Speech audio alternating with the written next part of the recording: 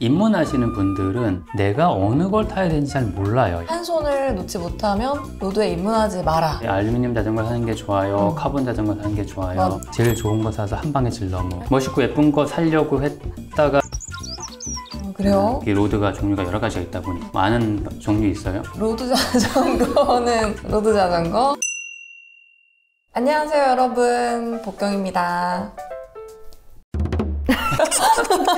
이렇게 하고 제가 시그니처 이렇게 나요? 인사했거든요. 네. 안녕하세요, 바이크 매거진 박창민 편집장입니다. 오늘 뭐 이런저런 자전거 이야기 하러 나왔고요. 네.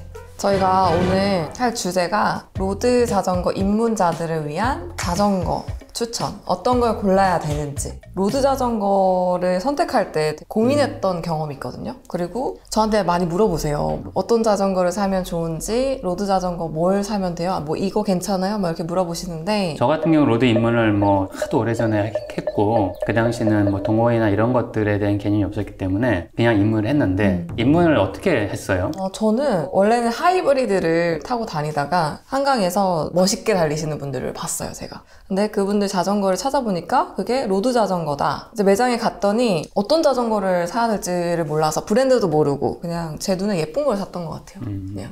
뭐 가장 보편적인 선택 방법 중에 하나네요. 일단 뭐 로드를 입문할 때 가장 어려운 건 아무래도 자전거를 뭘 사야 되냐가 제일 어려웠던 부분인 것 같아요. 다른 사람들한테. 자전거를 잘 알지도 못할 뿐만 아니라 자전거 샵에 가면 너무 많잖아요. 그렇죠. 그래서 일단 예쁜 거 고르신 분이 가장 많고, 이게 만족했나요? 어려운 질문이다. 저는 만족했어요. 왜냐면은 입문자들이 타는 거라기보다는 약간 중급?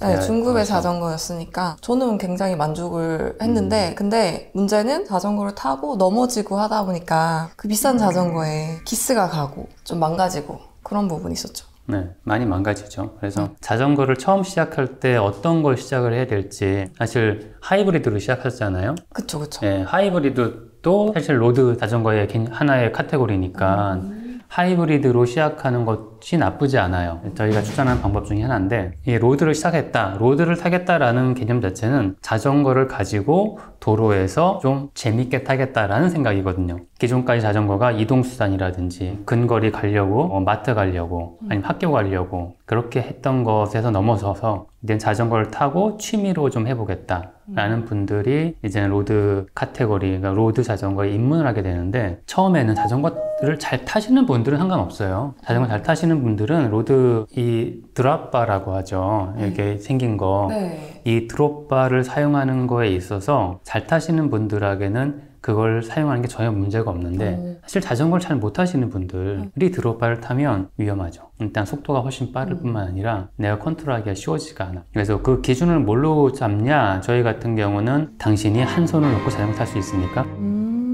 를 기준으로 해요. 한 손을 놓고 타죠? 아니요, 저는 한 손으로요. 자전거 타면서 촬영하잖아요. 오른손은 되거든요. 근데 왼손은 또 안 돼요. 보통 오른손을 잘 놓죠. 네. 카메라가 오른손에 있으니까. 네. 그래서 한 손을 놓을 수 있다라는 걸, 양쪽 손을 다 놓을 수 있을 만큼 자유롭게 밸런스를 잡을 수 있다가 이 드롭바를 사용하는데 아주 큰 역할을 해요. 이 디자인이 위에가 플랫된 탑이 있고 드롭으로 아래가 있잖아요. 드롭바의 특징은 여러 군데를 잡을 수 있다라는 게 특징이에요. 위를 잡다가 후드를 잡다가 드롭 아래를 잡다가 이렇게 움직일 수 있다는 게 특징인데, 내가 한 손을 못 놓으면 여기서 위치를 못 옮기는데 아무런 의미가 없잖아요. 그 정도의 밸런스가 되지 않는다 라고 했을 때는 플랫바로 오른손 왼손 다 놓을 수 있을 만큼, 그리고 코너링하고 다운힐이 자신 있게 할 수 있을 만큼 하는 거를 추천을 드려요. 그래서 처음에 그 정도 스킬이 안 되시는 분들은 플랫바로 사고 연습을 충분히 한 다음에 빨리 팔고 넘어가든, 아니면 플랫바 자전거를 또 그냥 하나의 또 세컨 자전거로 갖고 있든, 이런 식으로 하기를 추천을 드리죠. 근데 궁금한 게 있는데, 그러면 로드 자전거에 플랫바가 있어요? 로드 자전거는 다 이렇게 그렇죠. 생긴. 우리가 흔히 얘기하는 로드는 이 드롭바를 달린 레이싱용 스타일이에요. 네. 그래서 플랫바라고 하는 거는 그때부터 하이브리드라고 얘기를 하는 거죠. 왜 하이브리드냐 하면 로드 바이크의 기본 형식을 가지고 있는데 산악 자전거에 플랫바를 붙였다라는, 그래서 산악과 로드의 하이브리드 형태다. 그래서 하이브리드라고 얘기를 하는 거예요. 그래서 하이브리드 바이크라고 얘기를 하고, 하이브리드 바이크도 대부분 로드를 위한 타이어를 하고 휠을 꼈기 때문에 로드 카테고리에 들어가죠. 그거는 또 처음 알았네요. 네, 그래서 그걸로 아직 내가 자전거 타는 것 자체가 아주 익숙하지 않는다 라고 하시는 분은 로드로 시작을 하면 대부분 사고가 나기 시작을 해요. 넘어지고 시작을 해요. 안타까운 일이에요. 그게 가볍게 넘어지면 상관없는데 넘어져서 크게 다치면 사고가 크게 나면 교통사고거든요. 그래서 그런 것들보다는 먼저 안전하게 입문하시기를 항상 추천을 드리죠. 그래서 이렇게 한 손을 놓고 탈 수 있느냐? 네. 두 손은 아니죠? 한 두 손이죠. 손까지 놓을 수 있으면 좋지만 두 손까지 놓는 거는 이제는 약간 스킬이니까 그 다음 손. 얘기고, 보통 한 손 정도 놓을 수 있어야 내가 포지션도 바꿀 수 있고 물도 먹을 수 있고, 그래서 전반적으로 로드에서 즐길 수 있는 속도감 그리고 장거리 라이딩이 가능하게 되는 거죠. 그러면은 한 손을 놓지 못하면 로드에 입문하지 마라. 로드에 입문하지 마라 정도는 아니고 하이브리드 정도로 스킬 연습을 좀 더 하던가, 이미 로드를 드롭바 달린 로드를 구매하셨던 분들이라면 좀 더 안전한 공간에서 손 놓고 이동하는 것을 충분히 연습하시는 게 좋다. 알겠습니다. 그리고 또 다른 기준이 있다고. 그리고 또 이제 처음 사신 게 알루미늄 자전거예요, 카본 자전거예요? 저는 알루미늄이었어요. 네, 사람들이 많이 하는 게 첫 살 때 알루미늄 자전거 사는 게 좋아요, 카본 자전거 사는 게 좋아요, 맞아요, 뭐 이런 거 맞아요. 많이 물어보시거든요. 가격 차이가 다르잖아요. 네, 엄청나죠. 알루미늄과 카본의 가장 큰 차이는 강성 그리고 무게, 이 두 가지가 이제는 카본을 선택하는 이유거든요. 강성과 무게. 네, 강성이라는 거는 강도나 이런 거랑 좀 달라요. 내가 힘을 줘도 이게 강성이 센 거는 안 움직이고, 강성이 약한 거는 이게 스프링처럼 움직이는 거죠. 강성이 좋게 만들어야 내가 페달링 하려고 힘을 세게 줘도 자전거가 뒤틀어지지 않고 가겠죠. 근데 알루미늄보다 카본이 강성이 더 좋아요. 강성이 더 좋은데도 불구하고 더 가벼워요. 그렇기 때문에 카본 자전거가 최근에는 레이싱용이라든지 대부분 상급 모델에는 카본을 사용하고 있는 거죠. 그런데 입문하시는 분들이 그런 강성이 필요할까? 거기서 이제 의문이 들기 시작을 해요. 슈퍼카하고 일반 승용차하고 달리면 슈퍼카가 훨씬 빠르잖아요. 그쵸. 근데 속도 제한이 60km 돌아야 누가 빨라요? 일반차? 똑같죠. 어차피. 어차피 내가 낼 수 있는 파워가 높지 않다 그러면 알루미늄이 견디는 강성이 뭐 100이고 카본이 견디는 강성이 150이다 라고 했는데 내가 내는 힘이 80이다 그러면 차이가 없는 거잖아요. 그러네요. 똑같네요. 그렇죠. 뭘 그래서, 타든. 네, 뭘 타든 똑같은데 당연히 알루미늄이 조금 더 무거워요. 그리고 알루미늄 자전거가 전반적으로 저렴하다 보니까 스펙 자체가 좀 저렴해서 전체적으로 무겁고 좀 느리죠. 그런 차이가 있긴 해요. 그래서 알루미늄 자전거를 타는 것보다 카본을 타면 좀 빠르죠. 빠르게. 좀 빠를 수 있는데 입문하시는 분들은 내가 어느 걸 타야 되는지 잘 몰라요, 이게. 맞아요. 그러니까 카본처럼 비싼 거를 선뜻 살려니, 동호인들 중에서 많이 그런 얘기를 하죠. 처음 살 때 제일 좋은 거 사서 한 방에 질러 뭐. 네, 저도 그런 얘기를 많이 들었어요. 네, 많이 듣는데 한 방에 제일 좋은 걸 사는 게 아니라, 그럼 제일 좋은 걸 사면 그 다음부터 낮은 걸 못 사요. 이 맛을 봤는데 어떻게 더 낮은 걸 사?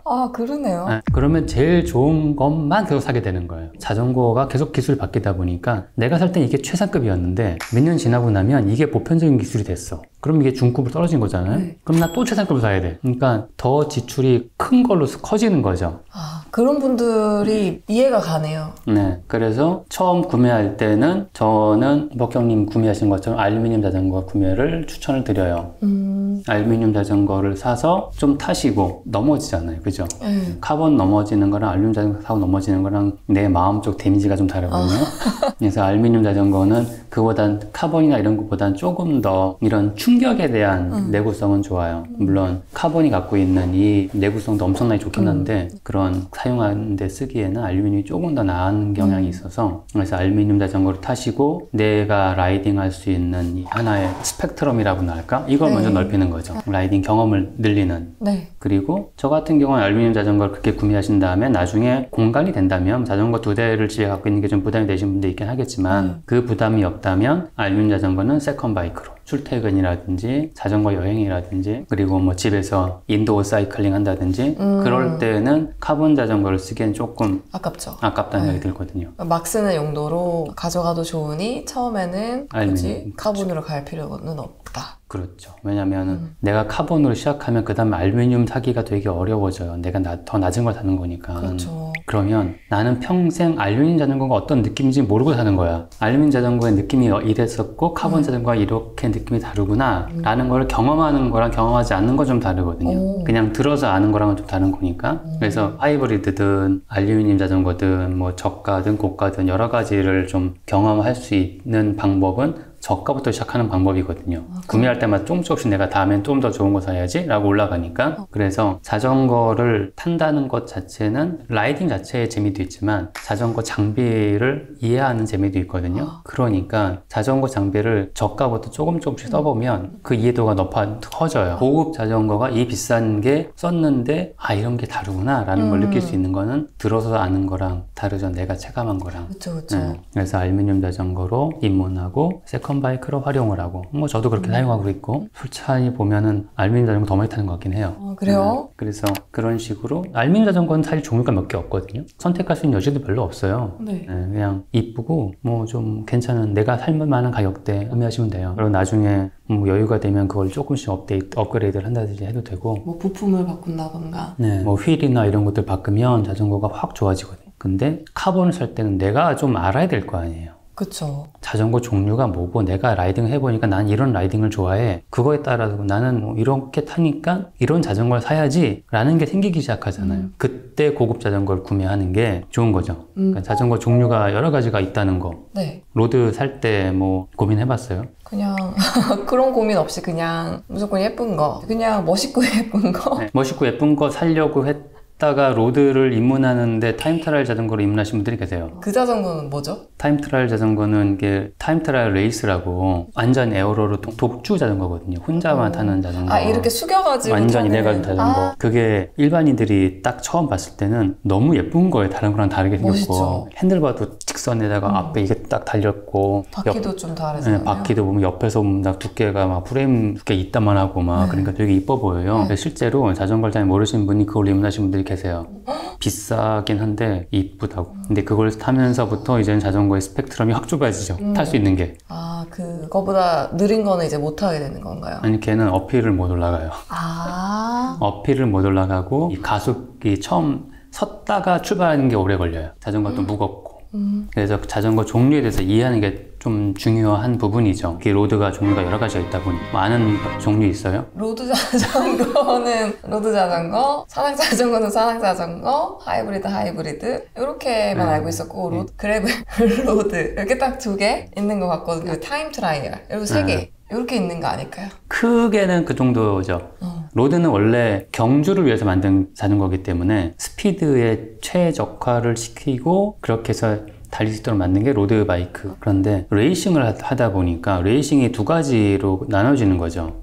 빨리 달리는 레이스가 있고 도로가 평지고 어필이 별로 없을 때는 빨리 가는 게 유리하잖아요. 근데 언덕이 나와. 산이 나오고 산을 올라가려니까 이제 클라이밍 바이크가 나오는 거예요. 올라운드라고 얘기를 많이 하는데 올라운드에서 이제 클라이밍 바이크라고도 요즘 조금 카테고리를 좀 나눠요. 클라이밍 바이크는 강성이 매우 높고 가벼워요. 클라이밍 바이크가 있었어요? 네, 그러니까 일반적인 로드 바이크가 원래는 이제 그 클라이밍 바이크 카테고리이긴 해요. 그래서 최근에 약간 변화가 생기면서 이제 클라이밍 바이크라고 조금 더 최적화되긴 했는데 그래서 클라이밍 바이크가 있고 그리고 스프린트 그러니까 평지에서 빨리 달리기 위해서 에어로 바이크가 있죠. 그러니까 클라이밍 바이크가 가볍고 강성이 높은 데 치중을 했다면 에어로 바이크는 공기 저항에 대해서 시속 50, 60km를 달리기 때문에 에어로 다이나믹 을 최대한 최적화시킨 에어로바이크가 나오죠. 에어로바이크는 클라이밍을 조금 포기하더라도 마지막 피니시 라인 딱 놓고 스프린트 쫙 하잖아요, 선수들이. 그때 누구보다 2초 빠른 게 아니라 0.1초, 0.2초 빨라야 이기는 거잖아요. 그 0.1초, 0.2초를 위해서 에어로다이나믹이 중요한 역할을 하거든요. 그러니까 뭐 시간 기록이 아니잖아요, 자전거는. 얘보다 내가 이만큼 일찍 가면 돼. 그래서 에어로바이크가 나왔고 근데 최근에는 뭐 레이스를 뛰다 보면 오르막도 올라가고 내리막도 올라가고 평지도 빨리 가야 되고 다 빨라야 되잖아요. 그렇게 해서 통합 레이스 바이크가 나와요. 경량 클라이밍 바이크의 특징과 에어로 바이크의 특징을 합치는 거죠. 절충안이죠. 적당히 가볍고 적당히 에어로다이나믹 런. 그렇게 하면 전체적으로 평균적으로는 어필도 빠르고 내리막 평주도 빠르기 때문에 평균은 빠르다라는 그런 생각 때문에 이제 통합 레이스 바이크가 최근에는 각 브랜드가 좀 출시를 하긴 했죠. 그래서 일반인들한테는 빨리 가려는 사람들 가장 좋나? 라는 생각이 들기도 하는 네. 좀 먹히잖아요. 그럴 것 같은데요. 네. 그럴 것 같은 생각이 저도 들죠. 그거 갖고 싶어요. 그럴 것 같은 느낌이 네. 들잖아요. 근데 뭐 해보면 다 비슷해요. 결국에는 엔진이 더 중요한 건가요? 네. 근데 일반인들이 가장 많이 타는 거는 우리나라, 특히 우리나라의 경우는 가장 많이 타는 게 클라이밍 바이크예요. 일반인들이 선택하는 가장 많은 카테고리가 클라이밍 바이크. 클라이밍 바이크. 왜냐? 경쟁을 대부분 어필해서 해.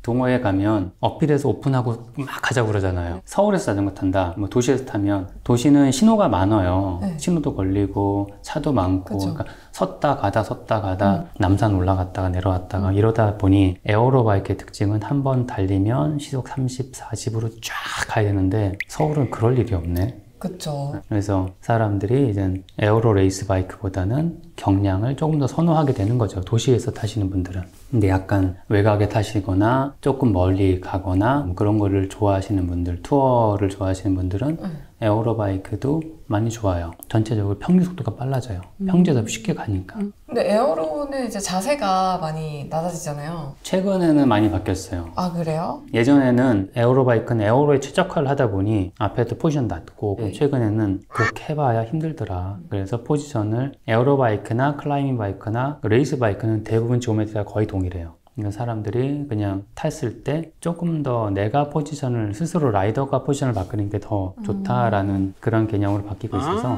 거의 비슷하게 가고 있어요. 그렇군요. 그게 이제 지금까지 설명한 게 세 가지가 레이싱 바이크예요. 클라이밍 바이크, 에어로 바이크, 통합? 통합 바이크. 네, 통합 레이스 이렇게 바이크. 통합 레이스 바이크까지 세 개가 있고 더 있어요, 여기서? 이게 레이싱인데 자전거 타는 사람이 시합을 나가는 건 아니잖아요, 다들. 그렇죠. 다들 속도 경쟁하려고 타는 건 아니니까 그냥 장거리 길게 편하게 뭐 그란폰도 같은 거 나가면 거기서 1등 하려고 타시는 분들도 있긴 하지만 대부분은 그냥 완주하고 그렇죠. 그런 분들은 스피드보다는 편안한 게 더 중요한 거예요. 그래서 그거를 장거리 이제 엔듀런스 바이크 카테고리에 넣었죠. 지금 복경님 타시는 칼레도니아 같은 경우가 이제 엔듀런스 계열이에요. 그래서 엔듀런스 계열은 지오메트리가 달라요. 레이스 바이크랑.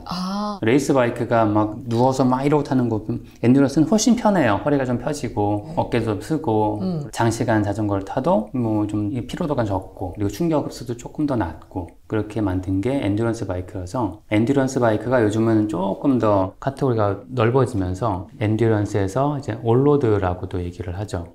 올로드? 타이어 폭을 뭐 30mm 이상, 32mm, 뭐 34mm까지 쓰면서 넓게 그래서 가져오네요. 더 편하게 타면서 길이 좀 안 좋은 데 많잖아요. 네. 살짝 비포장 도로도 타고 뭐 이런 식으로 여러 가지 카테고리를 탈 수 있게 만든 것까지 확장을 해요. 그래서 장거리 투어, 그러니까 장거리를 갈 수 있는 국토 종류 같은 뭐 여행이라든지 네. 근데 약간 투어링 바이크는 좀 느리잖아요. 네. 나는 로드 바이크로 약간 스피드 있게 그런 투어링을 하고 싶다라는 분들 선택하는 게 이제 엔듀런스, 올로드 그쪽인 거죠. 그걸로 가면 나는 조금 편안한 포지션이지만 일반 레이싱 바이크만큼 꽤 빨라요. 그러니까 조금 스피드와 편안함을 동시에 가져갈 수 있기 때문에 사실 뭐 유럽이나 이쪽에서는 엔듀런스 바이크 카테고리가 되게 커요.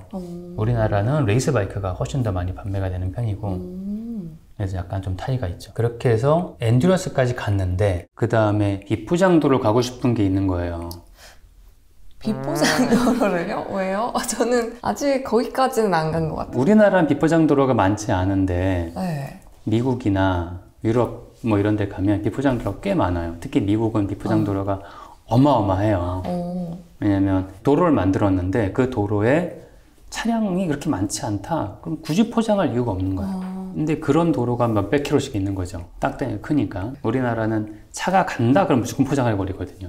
약간 거친 도로, 비포장 도로에서도 자전거를 타고 싶은데 산악자전거는 느려. 산악자전거는 속도가 시속 한 20km에서 30km 사이에 20에서 25km? 요 정도에 맞춰져 있거든요, 스피드가. 근데 로드바이크는 보통 시속 30km를 넘는 걸로 대부분 세팅이 되어 있다 보니까 그렇죠. 그런 스피드를 느끼고 싶어, 비포장도로에서. 그래서 나온 게 이제 그래블 바이크죠. 로드 바이크의 기본을 하고 있는데 타이어를 지금 쓰고 있는 게 뭐 28mm, 네. 30mm 이렇잖아요. 얘는 40mm, 45mm예요. 그리고 이 트레드가 이제 산악자전거처럼 이게 트레드가 패턴이 좀 있죠. 그래서 비포장도로에서 스피드를 낼 수 있게. 그러면 우리나라에서 국토종주를 위해서 그래브를 타겠다. 이거는 좀 아닌 거네요. 아니, 괜찮아요. 괜찮아요? 네, 왜냐 국토종주길 가보면 많지는 않지만 한 1-20%는 길이 안 좋아요. 아, 그렇구나. 네, 길이 많이 손상된 곳도 많고 또 강변길이잖아요. 하천 범람하고 나면 길이 아주 엉망이 되거든요. 모래 쌓인 데도 많이 있고 그런 데들 때문에 그래블 가지고 가면 되게 편해요.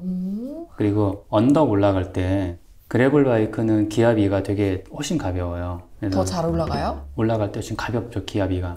아, 그래요? 네. 엔듀런스보다? 엔듀런스보다 훨씬 더 가볍게 기아를 써요. 그래서 그냥 산에 가면은 훨씬 급경사가 나오니까. 그러면 어필을 더 잘 올라가요? 잘 올라가는데 빠른 건 아니죠. 기어비가 여유가 있다는 거는 올라갈 때 편한 거지 그게 빨리 올라가는 건 아닌가니까. 아, 이해했습니다. 네. 산악자전거 같은 경우는 기압비가 엄청나게 커서 경사가 막 15% 이상 되는 것들도 쉽게 올라는 갈 수 있어요. 느리지요. 그렇구나. 그래블도 기압비가 좀 커서 국토종주 하다 보면은 경사가 이상한 데가 가끔 나와요. 20% 이상 되는 경사가 갑자기 앞에 딱딱 서 있는 게 나오거든요. 그럴 때 확실히 편하죠. 그리고 하루 종일 자전거 탄다 그러면은 40mm 타이어에서 느끼는 이 편안함이 있거든요. 엉덩이도 덜 아프고 승차감도 좋고. 저 뭔가 지금 그래블 자전거를 사고 싶다라는 생각이 드는데 왜냐면 진짜 어필을 올라가는 게 너무 힘들어서. 평지가 힘들어요, 그래블은. 아, 평지가 힘든 단점이. 속도가 느리니까.